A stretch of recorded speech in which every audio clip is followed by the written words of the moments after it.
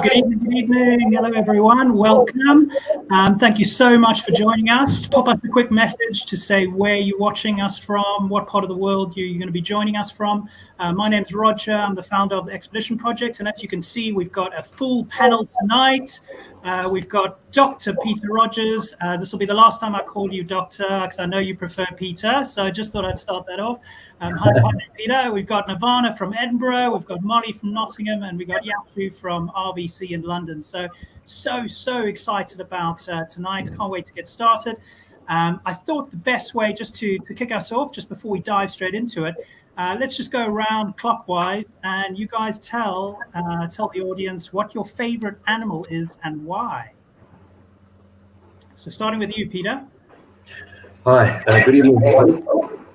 I've been involved in this game for 35 years or so, and I've done thousands of immobilizations and worked with thousands of all these wild animals, especially, say, cheetahs and rhinos. But I must confess, my favorite animal has got to be an elephant.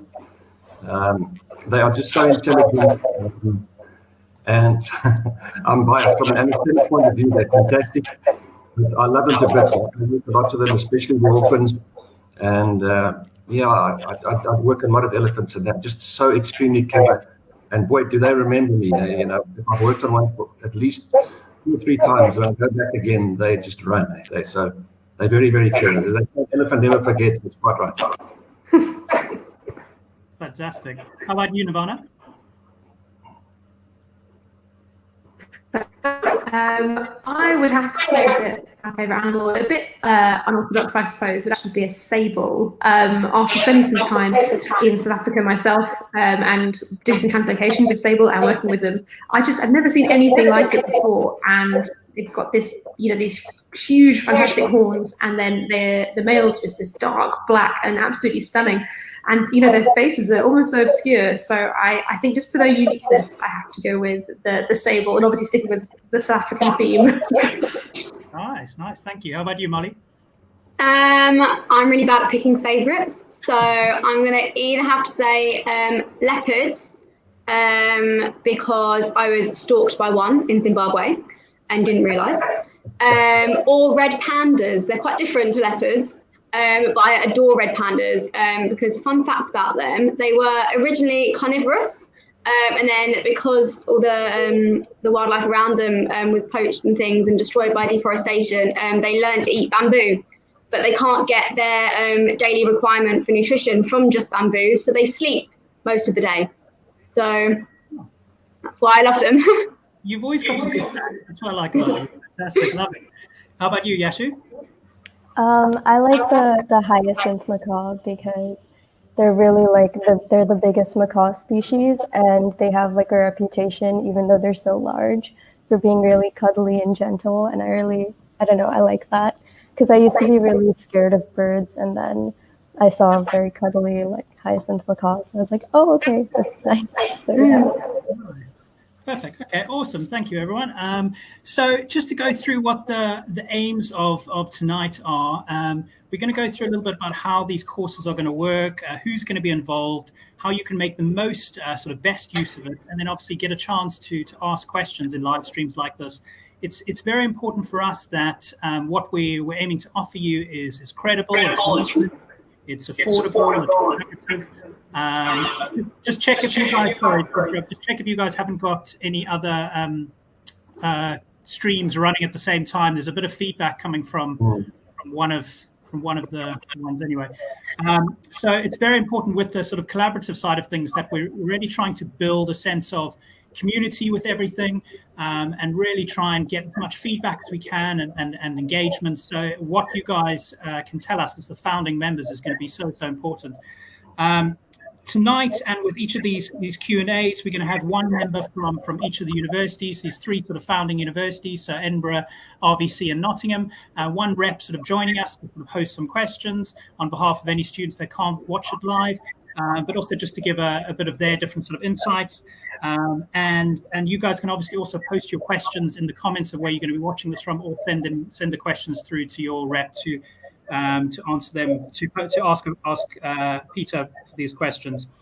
Just remember, though, moving forward, we're not always going to have these live streams in the actual society pages. So if you haven't got your student membership yet, make sure you sort that out so that we can actually end up giving you more sort of features and all based in the account area of the Expedition Project website. But for now, we just wanted to give a bit of introduction and just give you a sense of what's going to be sort of up and coming. So with regards to tonight, let's have a little look and see what we got planned.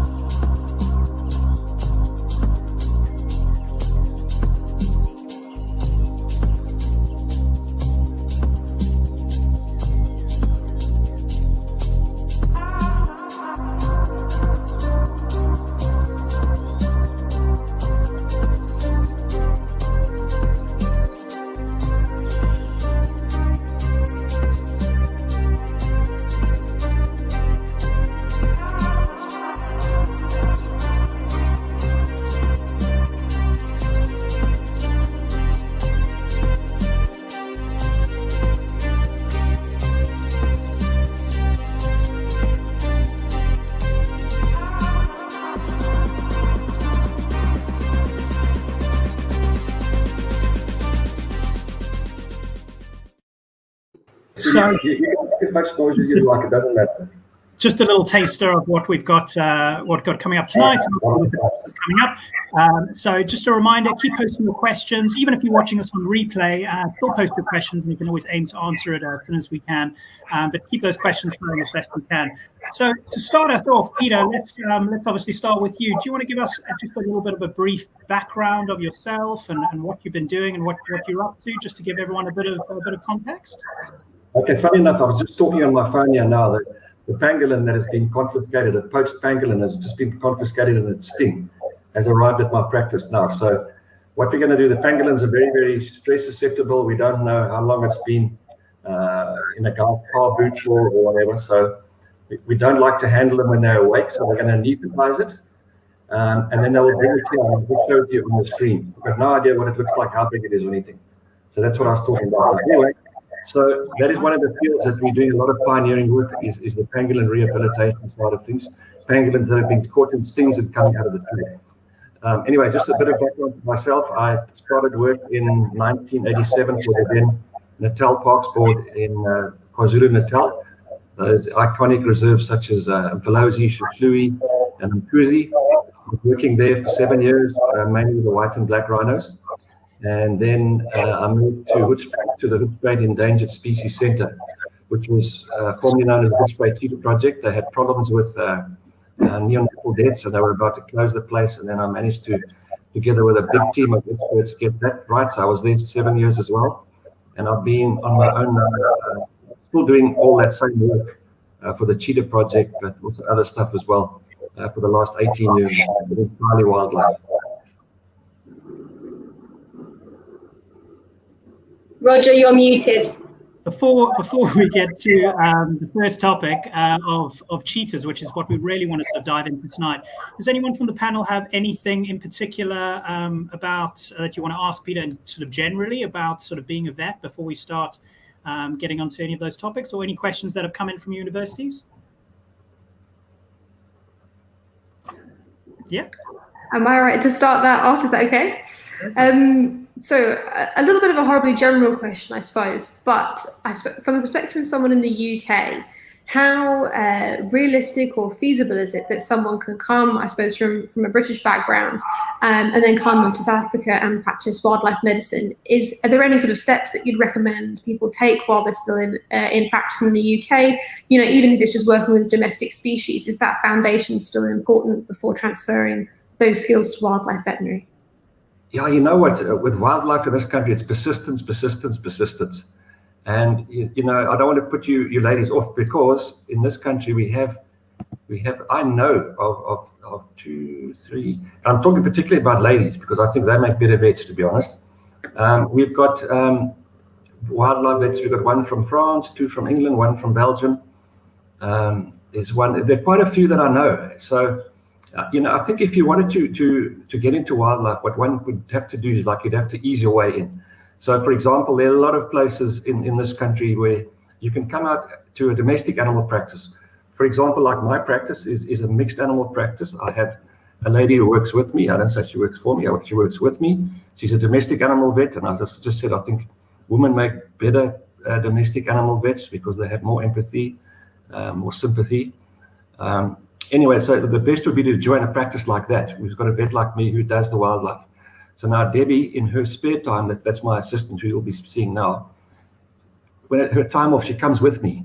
And so she learns. I'll bring her slowly into it. And after a while, I'll be able to say, listen, Debs, I want to go away for a weekend, because at the moment it's 24/7. And that's one thing about veterinary science. If you're not passionate about what you do, you must forget it, because it's not a 9-to-5 job. It's not, you'll not make money out of it. You cannot be in it for the money. You will not make money out of it. So it's got to be your hobby, and you've got to live your hobby. So that would be the way to come in, is to come and join a practice like ours, for example, and do the domestic side, which you'll be familiar with. And then with time, you get ease into it. And I'll say there is room, and I've seen it, because I know these people personally. So all is not lost. That's fantastic. That's brilliant. I love to hear it. Thank you so much, Peter. Okay. That's really nice to hear, because I think most of the time you hear, I want to be a wildlife vet, and then immediately the person's like, well, that's not going to be realistic, or that's really hard to get into, and things like that. And I think it can be quite off-putting. So it is really nice to hear firsthand that doesn't have to be the case, and that persistence, like you said, in passion is really important. Yeah, if you want to do something, look, the wildlife in your fields would be very, very foreign, but you'll find that the basic principles remain the same. Like a wound cleaning on a rhino is the same as a wound cleaning on a dog, for example. The anesthetic obviously is different, but you've just got to, you learn the basic principles with dogs and cats. Monitor the anesthetic, the breathing, all that sort of thing. And the principles remain the same. The volumes, obviously, antiseptics and antibiotics are totally different, but, it's nothing to be overawed about. So, no, there's certainly, and you talk about the scope. When I qualified, there was no private wildlife vets, none at all. There were only the formal institutions like the Pretoria Zoo, the Kruger Park, Bloemfontein Zoo. So there was only and the Tel Parks where I worked, there were only about 5 vets, but there were none in private practice. And then the wildlife industry in this country really exploded, probably in the early 2000s. And now we've got a WhatsApp group of maybe 70 to 100 wildlife vets. And I know, and William Fowles from down, Roger, you know him from Amakala, that side. I know he's got quite a few British vets doing wildlife work with him down there in the Eastern Cape. So yeah, I believe there's a lot of scope. I really, really, really believe that. Just hang in there and phone me. And just remember what whiskey, I drink a very expensive whiskey. I thought it was Castle you drank. Listen, beggars can't be choosers with a lockdown at the moment. Fantastic. Yeah. Anything from RVC and you, Yashu, any sort of general questions to start us off? Not really. I guess what I heard when I first was a fresher and wanted to go into exotics is a lot of my professors said that especially if you want to specialize, it can be really competitive. I don't know if that's true or if that's just veterinary is competitive as it is, and you got this far. So yeah. The thing is also, I don't know whether I'm interrupting, but we have once you've got your bachelor's degree, we have a master's program at the Faculty of Veterinary Science. It's called an M.Med Vet, a master's in, it's got some other name, Ferret or something, but it's a master's in game, in wildlife. So that's also a stepping stone. But having said that, once you've got that piece of paper behind your name, it doesn't mean you can dart a giraffe. But it puts you into contact with the right people, and you get experience, and you find out whether you really want to do that or not. So there's a lot of opportunity. I really believe that. Okay, cool. Let's start off with our first topic for this evening, which is going to be cheetah, because that's actually what the first module that's been launched now, which is super exciting. So let's take a quick look. So this is we've been called out now on a Saturday afternoon. It's 38 degrees, and there's 2 cheetahs that have escaped from one reserve onto another. So we've got to get them back because there are lions on this side and the other cheetahs that are going to beat them up. So we can't wait for it to cool down. It's not going to cool down much anyway. Not ideal conditions working in this heat, but we don't have any choice. You can see this guy's left front leg is pretty sore, hey? Okay. He might actually have injured it while he was working, while he came through the fence. So 3 facts I've learned about Peter since working with him. One is he's got a very good sense of humor, and he does manage to throw in a funny quip whenever every chance he gets. 2, he's very humble. So, I mean, I have to keep reminding him of how amazing he is. And then the work that he keeps sending me and the stuff is just incredible. And he's so humble about it, which is amazing, though. And the 3rd thing is you always manage to say how hot it is actually when you're working, which is something I think you must be getting quite used to now, having to work in constant heat all the time, aren't you? Well, this is the thing, we don't, as a routine, we don't want to work in constant heat, That was like on a Saturday afternoon. These cheetahs had escaped from one farm to another, and there were lions on that side, and there were other cheetahs that were going to beat them up. So it was 38 degrees Celsius, and it's terrible working like that because you must remember, and the ladies here will know that when an animal's under anesthetic, it loses its ability to regulate its body temperature. So you've got to be so careful. If that animal had to go down in the sun, it can literally cook within 10 minutes and die of hypothermia. So those sort of conditions are terrible, and it's even worse when you're working from a helicopter, like an animal like an elephant or a rhino that you've actually got to catch. Like we're going to see that video just now. I just saw a brief bit of it there. An injured rhino, when you've got to catch it in 38 degrees. Now you remember this rhino, it's being chased by the helicopter, it's panicked, it's stressed, and then you dart it so it runs even faster, and they can run for 8 minutes before going down. And remember that their body surface in relation to their body size is very small. So they build up a massive core temperature in a relative short period of time. And of course, when it goes down, it loses its ability to regulate its body temperature completely. So now you're sitting with an animal that's cooking. So it's very stressful. And this is one of the things with veterinary science. If you can, at all times, the wildlife veterinary sciences work in the cooler times of the day. And it's more about proactive thinking than reactive thinking. If something goes wrong in your practice on the surgery table, you've got an oxygen machine, you can intubate the animal there. We don't have that, So you've got to think ahead, work at the right times of the day if possible, and use the right material, use the right drugs. And we've learned a lot over the years, and I'm going to share a lot of that knowledge with you over the next couple of months or whatever it's going to be. It's fantastic. But before I hand over to the panel and obviously some audience questions, would it be fair to say that cheetah's probably a species that you've worked with the most out of any animal? I think the rhinos and the cheetahs. I think the cheetahs have probably done, I reckon, probably more than 3,000 immobilizations, and the rhino about the same. Yeah. So those are the 2 I've worked with the most, and buffalo a lot. Buffalo, at one stage they had like a disease-free buffalo program. I don't want to go into detail, but historically all the buffalo in this country were infected with foot and mouth, carriers of foot and mouth, and a disease called corridor disease. So they were not allowed to move out from in the Kruger Park area. So in order to get them to be able to move out, we had to breed disease-free calves. So there was a protocol that these buffalo had to be tested for on a regular basis, and that was to make sure that the calves, that they were free of foot and mouth, that they were free of corridor disease, which is a tick-borne disease, and free of TB, and the other one is brucellosis.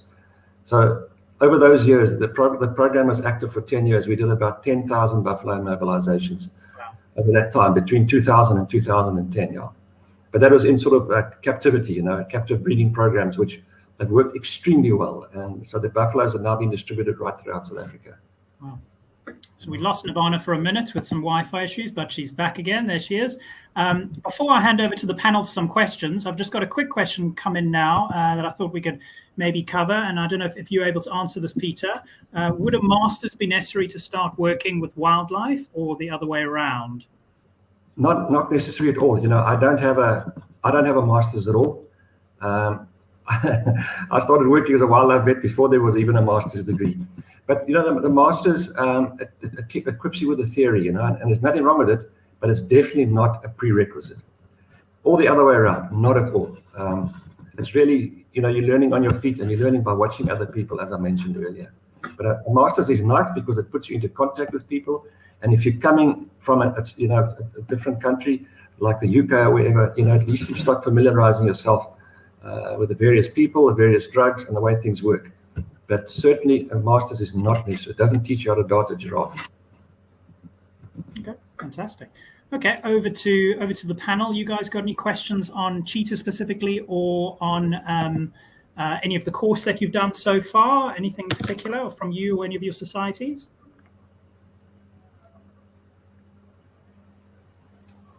The girls are quiet. Very cool.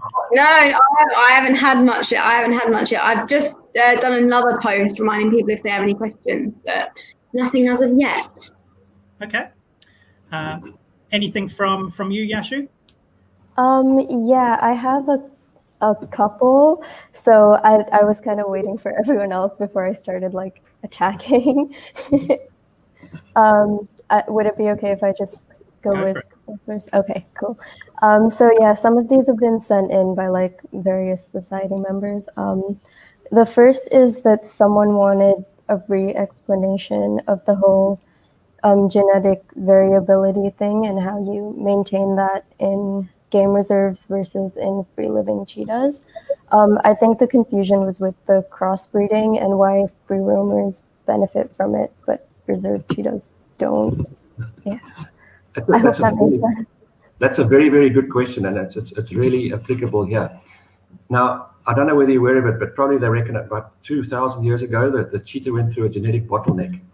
The reason for that is that, they're not 100% sure, but it might have been some natural pandemic like COVID, I don't know, which wiped out most of the cheetahs. So all the cheetahs today, all the cheetahs today are related to each other to such an extent that you can take a piece of skin from one cheetah to another and just do a skin graft, and it won't be rejected because they're all so closely related.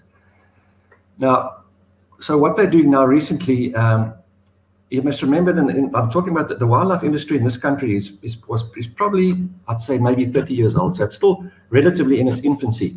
Most of the places that I work on used to be cattle farms, and what happened in the cheetah were regarded as vermin.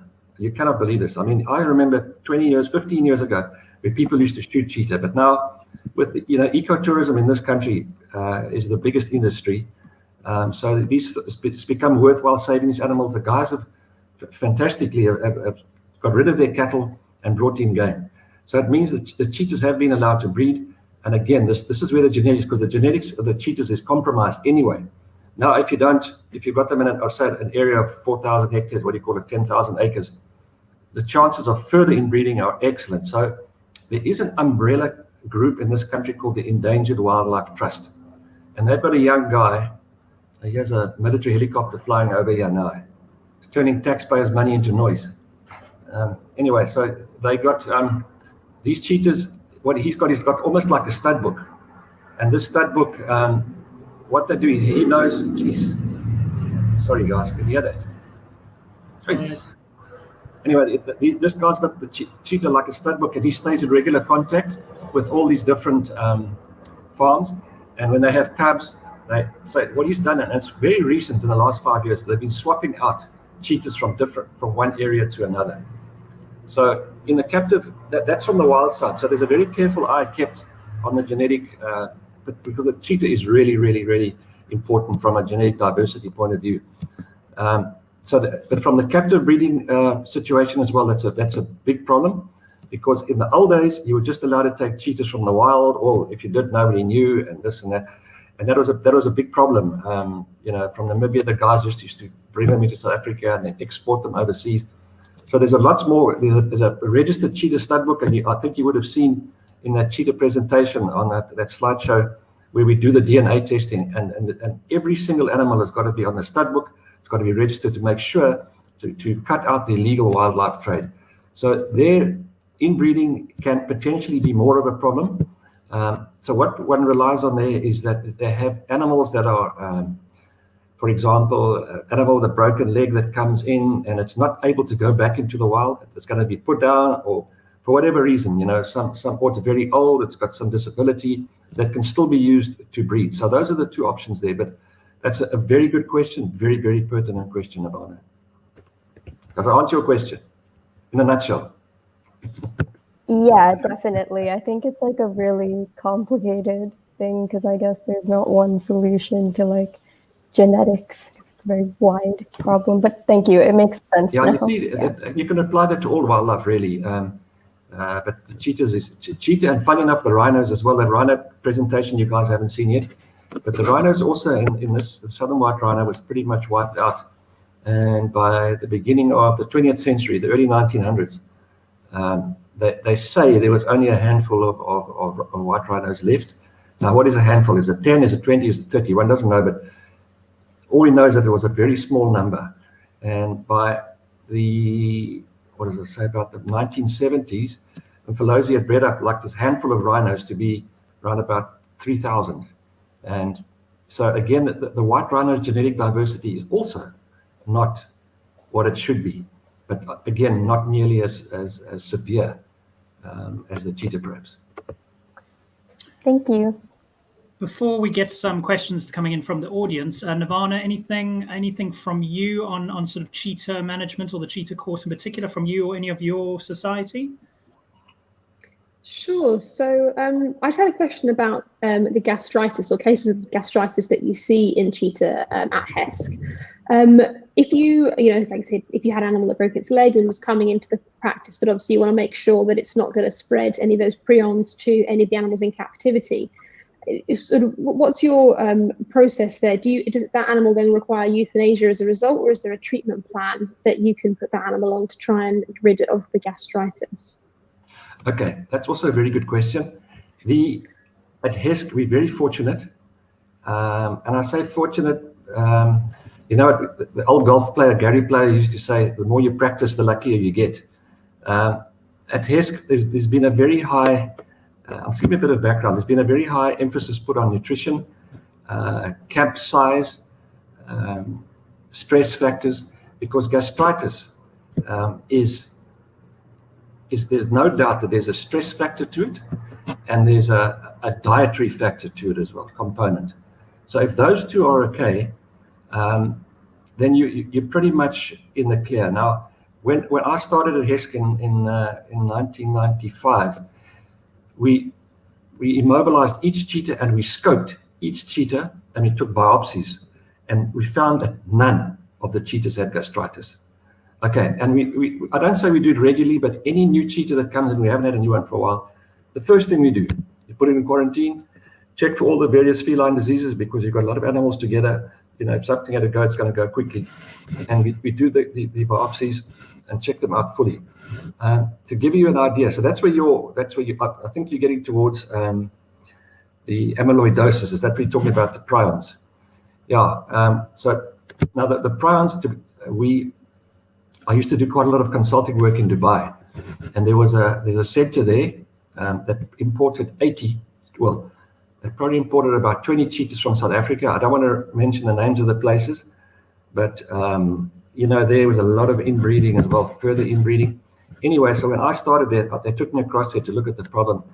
The animals, although the people were looking after them with the best of intentions, the center was actually being run by South Africans. They were in very small cages, but they came over with gastritis, and they ended up all dying of, I'm talking about 80 cheetahs dying of what are we talking about now? I always forget the name. Amyloidosis, renal amyloidosis. All of them died. And what I learned then as well, I wasn't aware at the time, is that, and we talk about a prion, A prion really is a protein, but it can be infectious. It's like mad cow disease, where it's not a live organism, but it can transmit from one cheetah to another. It's a protein, but it's an infectious protein. Doesn't really make sense, Roger, but I'm not talking to you, I'm talking to the ladies. And so one's got to be careful because they don't know whether it's transmissible between species. So now at HESC, for example, we had black-footed cats as well. And the black-footed cats, even in the wild, are notorious for dying of amyloidosis. Maybe I'll put the pangolins here. Is that pangolin here? Come have a look. Bring it here, bring it here. So you'll never see in your life again, girls. This is Dr. English, who's my colleague. This pangolin, just tell us a little bit about the pangolin. So we escaped this pangolin from a sting operation this afternoon. And it's been in captivity quite a while because she's in very, very poor condition. So we're quickly going to give her like a general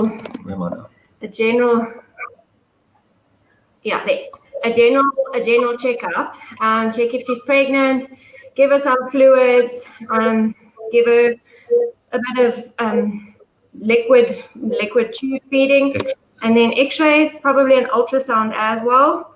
Yeah, and then keep her here until she's semi-stable enough to go to a rehab center. Put it closer, quickly. Oh, she's so cute. I really hope she's okay. This was not rigged. Thanks, Steve. How much does she weigh? 9.7 kgs. Girls, you'll never see that in your life again. Wow. Wow. I promise that was not rigged. It was not rigged. Yeah. Shame. Okay. Gives me goosebumps every time. Phew. So yeah, we're talking about amyloidosis, eh? So the black-footed cats, as we say, not only in captivity, but in the wild. Are you familiar with black-footed cats? They're those tiny little things. When you hear it growling, you think it sounds like an outboard engine. You're expecting this thing to be massive, but this little thing it's tiny, like a little ball of fluff. And I think they're born pissed off. Eh? They're born grumpy. Anyway, so at HESC we had to get rid of all the. We just passed them on to another breeding institution, another captive breeding facility. All the black-footed cats, just in case that they cross-contaminated the cheetahs as well. So yeah, we luckily don't have a problem with amyloidosis, and heaven forbid that it ever gets in. But we really are. The dietary component is a huge thing, together with stress. HESC has big enclosures, and we did it with these neonatal deaths that you probably saw. We did a massive investigation, an intense nutritional study, and we think we've got it pretty much waxed now. Have you got a pangolin that's yet? fantastic. Thank you. I'm still trying to get over the pangolin myself. It's bizarre. You know, most people who've been in the industry for 50 years as rangers or vets or whatever have never seen a pangolin in the wild. I promise you don't see. I've seen two. I've seen two in the wild in my whole career. I tell you what, Molly, Yashu, and Nirvana, just tell your society members that the first live stream we've done, and we've already had a good look at a pangolin. I mean, this is amazing. Okay, we've got some questions coming in if we're ready for it. So we've got one that's just come in from Lauren. So on the topic of disease outbreaks, is TB still a major concern in South African cattle and wild lions? Yeah, it is, unfortunately. In certain areas, you know, the commercial cattle farmers, TB has been largely eradicated, but in the rural areas, the TB is not really tested. You know, the different priorities now in South Africa. The veterinary community, the government veterinary side of things has really gone down. And having said that, wild lions, particularly in places like Kruger now, TB, to give you an idea of where it started, it came in. Have you guys got time? Sorry. Of course. You got time? Yes. The TB came in through cattle, probably from Europe. Probably towards the end of the 19th century, cattle from Europe came in. And if you guys know the Kruger Park, it's 2 million hectares. It's a long, thin piece of land, and it's bordered by farming communities. So now these cattle were brought in, you know, over 100 years ago, and they were just released. And then there was this contact between the cattle and the buffalo through the Kruger Park fence. Now, the buffalo, this is what they call an exotic disease. It had not occurred in this country before. So all the animals, the wildlife, and the local cattle, and that were what they call naive. They weren't. Didn't have any inherent or innate immunity to the disease.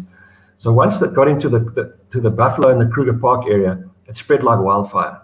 And then, of course, the animals, the ones that were severely affected would get weaker, and the lions would take them out.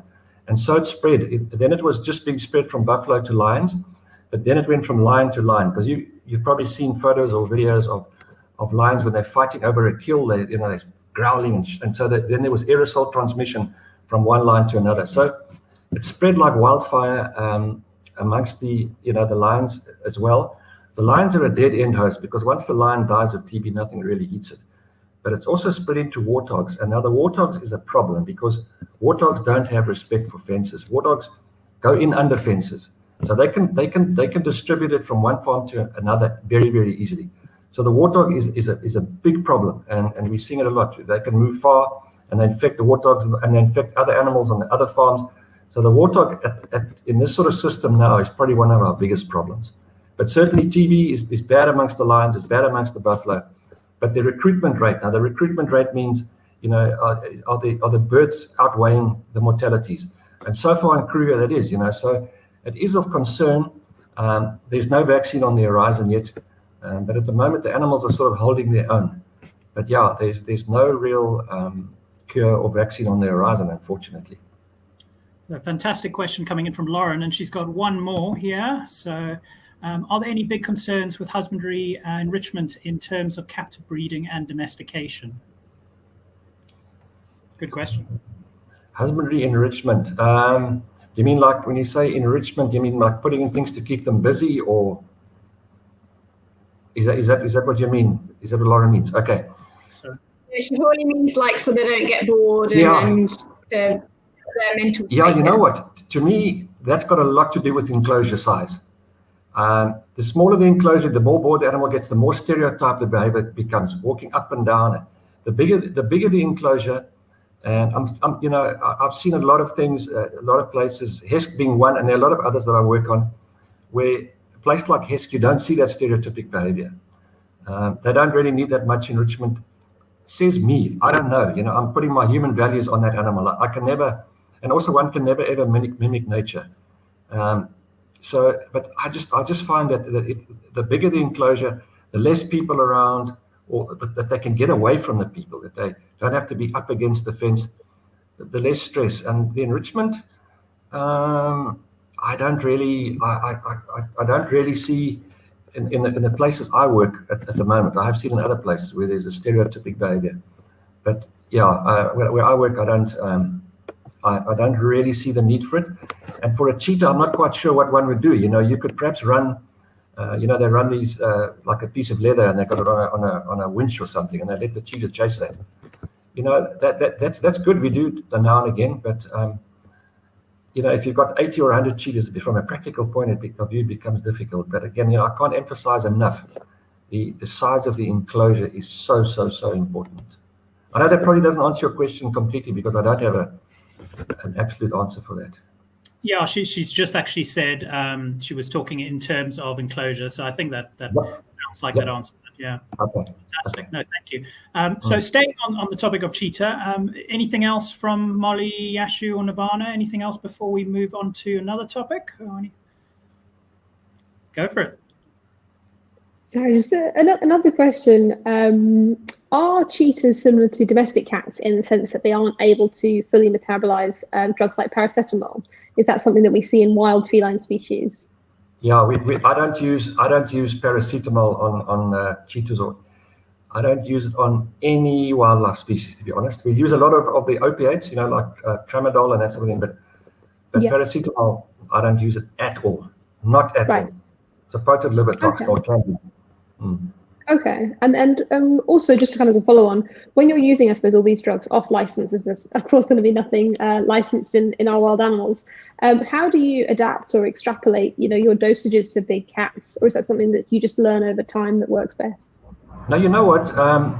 You can. It's amazing how the dosages, milligram per kilogram or whatever, for cats and dogs can be extrapolated in the same way, like 1 milligram per kilogram or 1 milligram per 10. For a cat, you can do the same for a lion. You've got to be a little bit careful. And again, we use a lot of these things off-label. So anything new, I am a little bit with trepidation. I use it. For example, we use Brevecto. Are you guys familiar with Brevecto? Yeah. That's a brilliant product. It's a brilliant product, and it's pretty much almost eradicated Babesia, biliary, and those sort of tick-borne diseases. But now Brevecto we're using strictly off-label. So now we found, and not myself, luckily, that I put 120 cheetahs onto Brevecto, and then I just don't sleep that night because you just don't know. But for example, you'd use Brevecto every 3 months on dogs and cats. If you use it in cheetahs and lions every 3 months, you can get paralysis and death. I'm glad I didn't find that out. I just heard it from my colleagues. So now the cheetahs, for example, and the lions, we put it on, we do it every 4 months. So there are, instead of every 3 months. So there are individual variations, but that's the exception rather than the rule. Okay, brilliant. Thank you. Fantastic. Right, you think we're ready to move on to the next topic? Shall we? We all got time still? Fantastic. Okay, so if anyone who hasn't signed up for the cheetah module, which is now live on the Expedition Project site, please go and check it out, because the questions we've been talking about now, sort of neonatal mortalities, various anesthetics and all that, is all covered in Peter's Wildlife Vet online course in the cheetah module. So go and check it out. It's a fantastic start for the Wildlife Vet course. Really, really good. The next module, which is going to be launched very soon, is all about rhino. So we're doing species by species, which is making it very exciting. So let's have a quick look.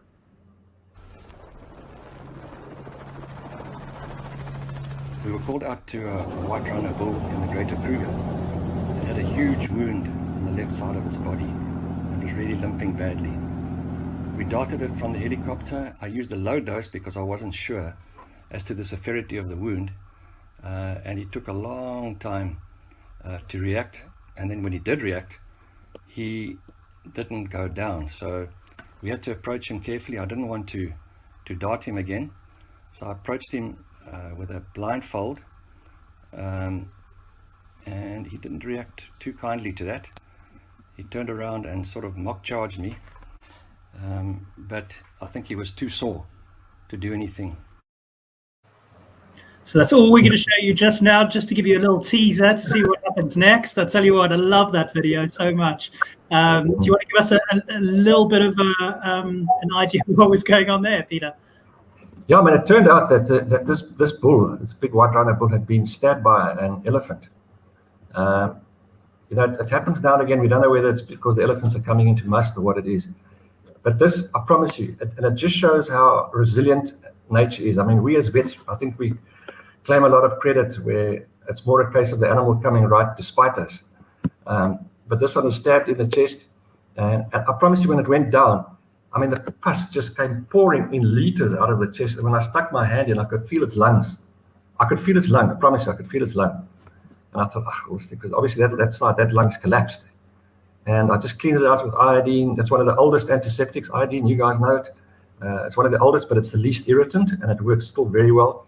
Flushed it out with iodine, and then I got the ribs, and I couldn't close them. So I had a big piece of cotton wool, and I just closed it just to stop the air coming in. And we treated it, I don't know, 2 or 3 times later. And today it's still absolutely fine. So, yeah, I don't know. That was one case that I would never have put any money on if I was a betting man. Wow. So we're going to hand over to the panel now for if they've got any rhino questions, but I can see now that people are starting to ask questions on cheetah. They were a little bit slow on the uptake, but now they're starting to come through. So we're going to have to just backtrack just for a second again. No problem. So here's another one from Edsel, says, with regards to cheetah genetics, does a phenotype of the king cheetah affect its survival in any way? Example, does it increase mating chances, easier camouflage, etc.? You guys will know what he's talking about, not me. Yeah, not really. I've worked a lot with king cheetahs, and it's the most magnificent specimen. They don't have this typical spots not on the top ridge, on the dorsum, on the back of the animal. They've got like 3 lines, and it doesn't look anything like the normal cheetah. And what is interesting to me is that the black fur and the yellow fur, or gold fur, we like to call, the black fur is longer. So it almost gives you like a three-dimensional effect. It's the most beautiful animal. Some of the biggest cheetahs I've ever seen have been king cheetahs. Now, the king cheetah, it's a double recessive gene. So you do get them in the wild. I've seen them in the wild. I don't know whether it affects its survival in any way. The reason why it's so rare is because the chances of getting a king cheetah out of a mating are very slim anyway. You know, if you've got 2 carrier king cheetahs, you're going to get a 50% chance of kings. But you know, that's if you've got 2 carriers. To find 2 carriers in the wild, it doesn't exist. Increasing mating chances. I'm not a behavioralist, but I don't think so. Easier camouflage? I don't think either. No. It's just very rare because it's such a rare event to get these 2 recessive genes together. Some great questions coming in. Please keep them coming. If anyone wants questions, take advantage of this chance to speak to Peter now while he's here, because it's going to be a month's time before we're going to get him back on the air. So please do take a chance. We've got another great question from Lauren come through.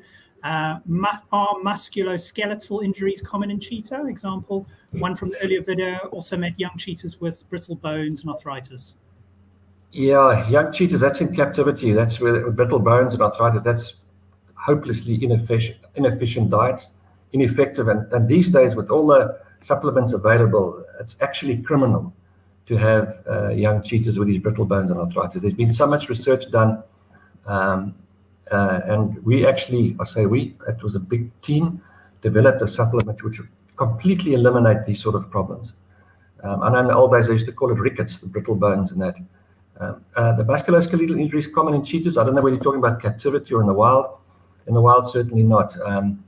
You know, things happen, like that little one I think you saw on the presentation was playing in a tree and he slipped, and when we found him, he was actually stuck in the fork of a tree, and his leg, his humerus had actually broken right off. So that was just an accident. But we don't have, in the 21st century, it actually makes me angry that you should still see these problems with nutritional problems, because it's absolutely purely avoidable. Thank you for the question, Lauren. Make sure you sign up for the course, because there's a lot of information in the course that Peter's put together. Got one that's just going slightly off topic, but still a big good one to ask, coming in from TJ. What role do biosciences play within wildlife conservation? Are you able to answer that? Okay. Can I also pose a question there? My question is, what is a bioscientist? Are they like zoologists or... Isn't bioscience a general term that's sort of overarching all the sciences related to sort of zoology and veterinary medicine? Am I correct in thinking that? Yeah. Yeah. Okay. Yeah. At RVC, we have like a bioscience course, and they focus on like research. So I think he means researchers. Yeah, look, I mean, that is something that one cannot underestimate. You know, when you're working on a reserve with these animals, it's a collective, a collaborative, because they'll tell you on these scientists, and I mean, they're really good, ecologists and botanists and zoologists, particularly those who've sort of grown up in this country and have lived in these areas. They can give you very good advice, on not only with the cheetahs, but the carrying capacities of various different species, and then also cheetahs with respect to what prey animals are available. So the veterinary side is just one aspect in cheetah management. Your ecologists, zoologists, and botanists, it's like a big team, really. They'll tell me, okay, this is what, according to the size of the place, the other predators present, the number of prey species, this is how many cheetah you can have, and rather don't exceed it. So they play a vital role. Good question.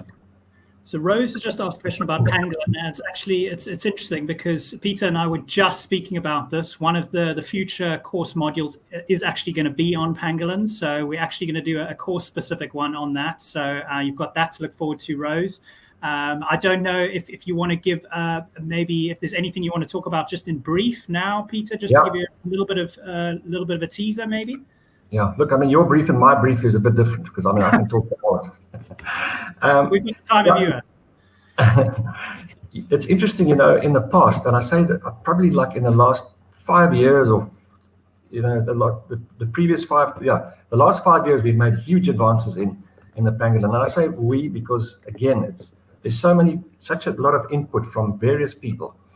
Up until 5 years ago, if they confiscated a pangolin like this, they'd bring it to me or to us, because our practice is the sort of the what you would call the first aid or first point of call prior to this animal being released again. And we'd weigh it and we'd look at it and sort of test its skin and say, it looks okay. Maybe give it a bit of fluids and let it go. I can tell you now is that more than 90% of those cheetahs, those pangolins died. When I say 90, maybe 95% plus. As you heard Debbie saying now, when she came in with that pangolin, it's in very poor condition. It had been in the back of a car for more than 2 weeks.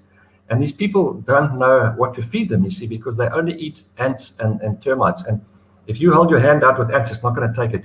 These pangolins have to be taken out every night. This one is going to have to be taken out every night between 3 and 5, 8 hours. And you follow it at night while it eats on its own, because that's the big problem.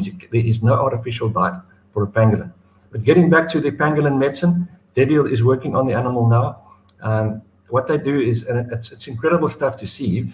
That pangolin was under anesthetic. We just hold a mask over its throat, over its nose with isoflurane. When it's asleep, you put it on its back like that. And you're going to ask me, where do you find a vein? In the ventral midline, there is a massive vein. You can't see it. But even I can't miss it. I find it as well. And that vein, we take blood from it. We give a drip through there. We x-ray it. Most of them have got pneumonia. Debbie will be doing an ultrasound now to look to see if it's pregnant.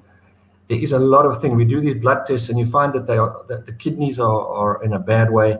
The animal is really dehydrated. Sometimes we've even found biliary, babesia, in these pangolins. So there's a lot more to it than just taking it out at night and dropping it in a box and giving a high five to your friend and say, "Oh, we saved that one from the trade," and then the next day you don't know, but it's actually dead.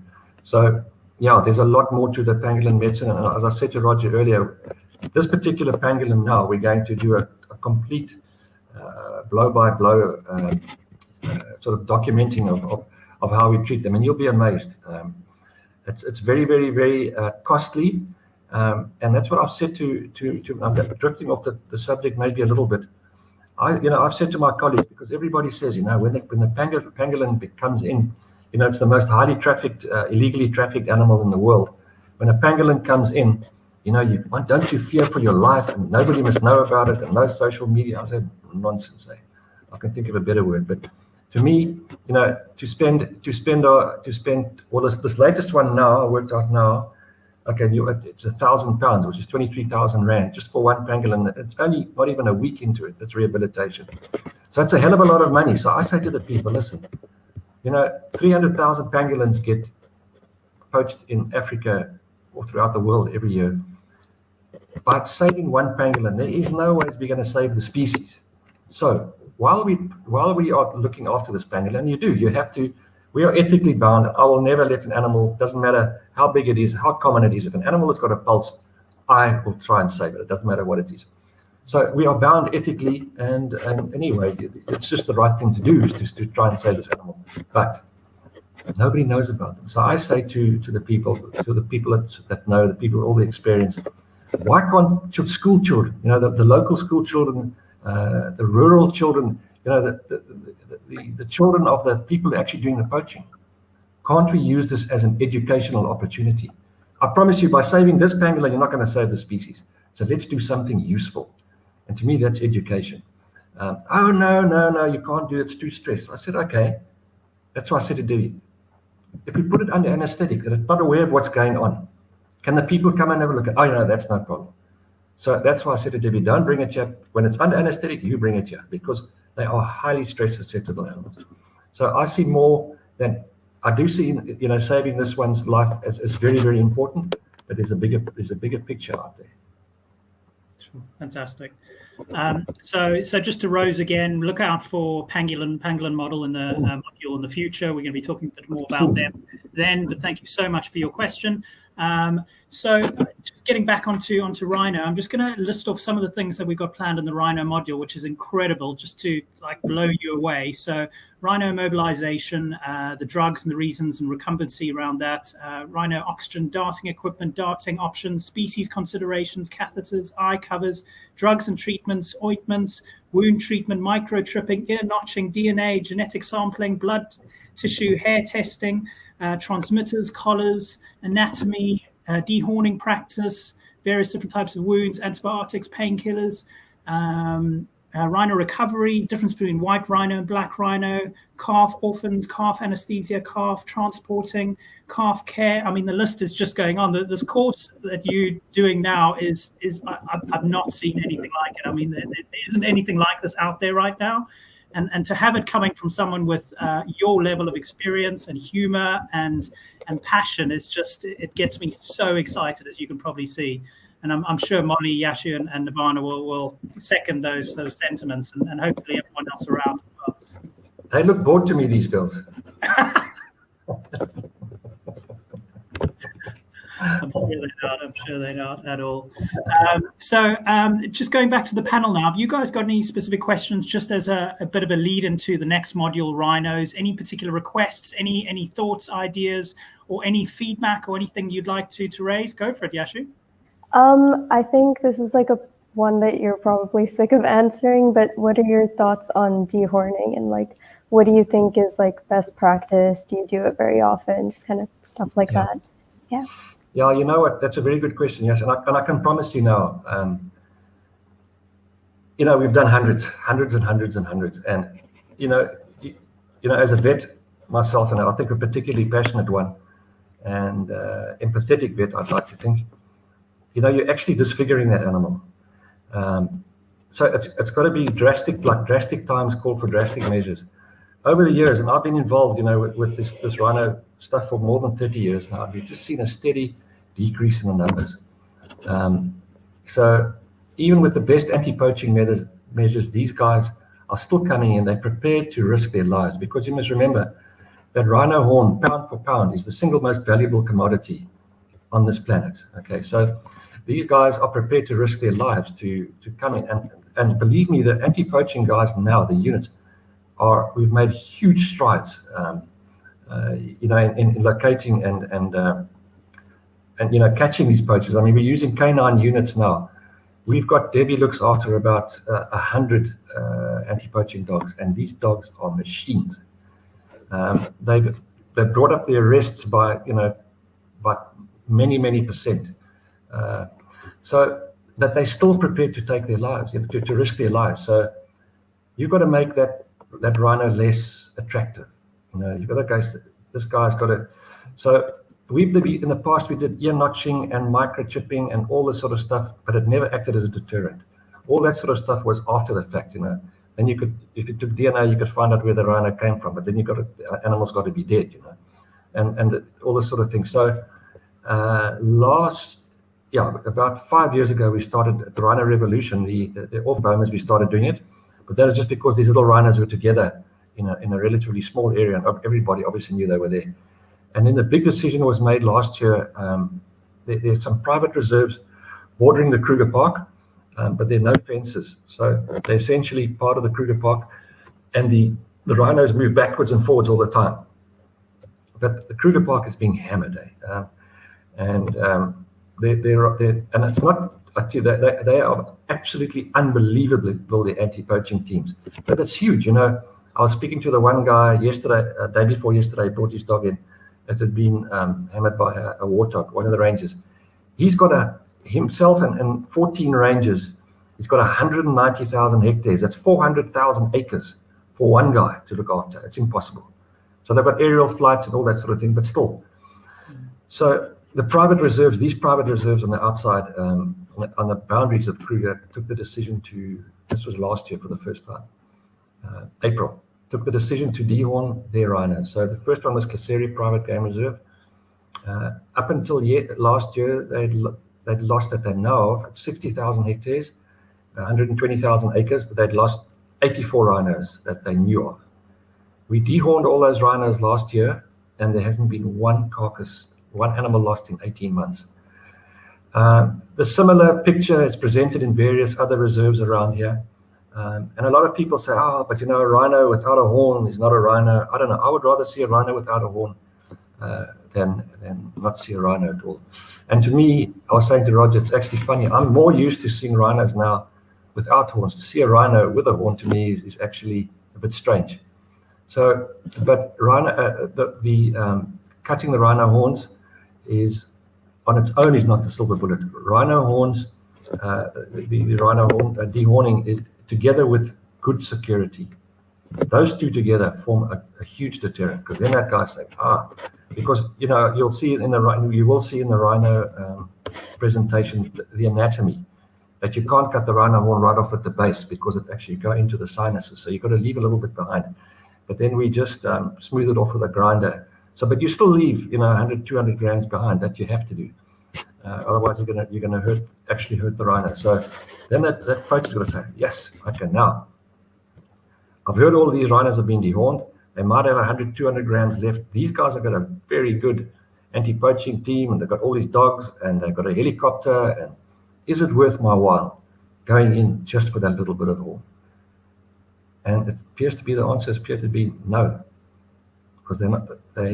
These reserves, I promise you, have not lost one rhino for 18 months. Wow. So it does work. It's horrible to do, but it does work. Thank you so much, Peter. So I'm sure you're probably going to get to your pangolin patient that's waiting backstage there. So you're probably going to have to go soon. So shall we just take? I've just got to. I'm here. I'm fine. They can do the work. I'm enjoying this. It's much better than talking to a screen. Got a couple of more questions that, if you've got the time, that have come up. And while I'm posting those, maybe if the panel can have a look and see if any of their society have got any other questions that have come up, or if there's anything else they want to ask before we leave it for the night. Just a reminder to everyone that the cheetah course is now up, so get stuck in with that. And the rhino one is next. That's what we're talking about right now. So there's a lot to look forward to. Lawrence just asked a question specific to what we've been talking about. What are your thoughts on pink painting of rhino horns? Discourage poaching? Might it affect natural selection or mating choices at all? Okay, I think there's two ways of interpreting this question. The pink painting, if you paint it pink, it's not going to last. It'll probably last a day or two. But the other, what they started doing at one stage about 10 years ago, was they started injecting the horn with a dye. It's the biggest lot of rubbish. Okay, because the dye does not penetrate the horn at all. Because I wasn't involved in it initially, but there was a veterinary friend of mine, a very good guy, who was involved in it, and they were doing it on a reserve close by here, and he got very airsick. So I actually had to go and help and do the darting, and I watched them doing all of this, and it looks very impressive. You drill a hole in the base of the horn, and it's the dye, and they use an insecticide, a pyrethroid, which isn't really not poisonous anyway, but it's supposedly poisonous, and they supposedly inject it under pressure into the horn. So now, all right, great, and then some of these rhinos were poached, and when they cut the horn down the middle, they found that dye had not spread 1 centimeter. Not 1 centimeter, so it didn't work at all. And it's logic if you have to think of it, because the rhino horn, they say it's like modified hair or keratin. It's not, it really isn't. The rhino horn consists of little tubules like this, microtubules. And so that's what, and they pack densely together. So that's what gives the horn its strength. It's as you know, it's damn hard. That's what gives it. Now, if you want to stain the horn, if you want that dye to perfuse throughout the horn, it's got to go in between all these fibers. So it's going to destroy the whole architecture of the horn, and the horn's actually going to fall off. So, you can't expect it to go through the horn and it's still to maintain its architecture and strength. So that, unfortunately, I promise you we did do it, but it did not work. I wish it did, because we wouldn't have had to do this. But painting the horns pink don't last 5 minutes. So Rose just asked, what do you think could be done better to raise awareness and education in order to reduce the demand for rhino horn? Is it lobbying for public policy change? And I suppose similar with pangolin as well. Yeah, this question, I've been asked this question millions of times. You must remember that the consumption of rhino horn is a tradition, and listen to this, it's a tradition that's older than Christianity. The use of rhino horn. So how can we be so arrogant as to think that us people with all the education in the world are going to stop these people from using this product? You can stand on your head It's not going to go away. I promise you it's not going to go away. And the way all these people are breeding, it's going to get worse. And the pangolin, the same thing. These habits or customs they're born with those customs. To them, it's just part of their culture. It's a cultural thing, and I just don't see that we're ever going to change it. I don't see we ever. And on the trade of rhino horn, that's another story that I can talk about, but maybe I shouldn't. So any last questions from the panel before we sign off for the night? Obviously, we're going to check in with Peter again in the future, but for tonight, just finish it off. Go ahead, Molly. I've just got one final one. It's from Patricia, so she's from Nottingham, and she says, do you know of any vets that also make wildlife documentaries as well as practicing conservation medicine at the same time? And if you know any, how do you get into it? Sure. Sorry, I just battled a bit. There's a bit of an echo. Sorry, what is that question again? So it concerns, this one. Yeah, so do you know of any vets that also make wildlife documentaries as well as conservation medicine at the same time? Yeah, I'm just trying to think. While I'm thinking about this, just if you don't mind me digressing for a second, one of my biggest heroes was a non-veterinarian. And there's a guy called Steve Irwin. I don't know whether you guys ever heard of Steve Irwin. I tell you, that guy is my hero. Oh, look at Molly. Got them excited now. Absolutely. I worked with him for a few days. That guy was the most amazing conservationist. I just saw this wildlife documentaries. I've done quite a few documentaries, but with other people. I don't know. Is this Facebook user? Is she a veterinarian? Are you a veterinarian? Yeah, so she's a Nottingham first year. Oh, first year. Okay, maybe you can just ask her to contact me, and then I can just maybe get some more details from her. I'd like to help wherever I can. Yeah. I'll tell her. She's on this call, so she heard that. Okay. What do you girls think of Steve Irwin? He's incredible. Well, he was incredible. Icon. Absolutely. What a loss. Me and my dad used to watch him. Oh, sorry. The two people I miss the most in my life. The first one is Lady Di, and the second one is Steve Irwin. Those are my heroes. Yeah, both so passionate about everything. Yeah, they were incredible. Yeah. Amazing, guys. Thank you so much. Peter, it's been an absolute pleasure, and love just listening to your stories and your wealth of knowledge. So thank you so much again to the panel for tonight. Obviously, Molly, Yashu, Nirvana, thank you so much for joining and help coordinate this. Just a reminder to all your members and everyone watching that, we're going to really value sort of building this community as much as we can as we develop these courses. It's the first time for a lot of us we're doing something like this, and it's really exciting. There's a lot to come. So please keep sending in your feedback, your thoughts, what you want more of, that kind of stuff. And we're just going to keep throwing out more and more content to you as and when it comes. And it's very, very exciting. There's so much more we could be talking about tonight, but we could go on forever. Let's get Peter to go and work on his pangolin patient for this evening, and we'll catch up again soon. So can I ask one question? Yeah, go for it. When do you girls, what module do you want next? Do you want the after the rhinos, do you want the pangolins? Yes, please. Yes. When do I have to have it done by? Whenever you can. That'll be the next one. Okay, promise. Thank you. Fantastic. Thank you. Sounds good. Okay. Thank you so much, everyone. It's been an absolute honor. Have a great evening to everyone watching. Obviously, go and check out the Expedition Project website. The courses, the first module, is up live. Go and test it out. Send through your feedback, and keep listening out and speaking to Molly, Yashu, and Ivana about updates. And we'll keep you updated as and when. Thank you so much. Have a great evening, and we will see you soon. Thank you. Okay. All the best. Bye-bye. Thank you so much, Peter. Bye. Nice chatting to you guys.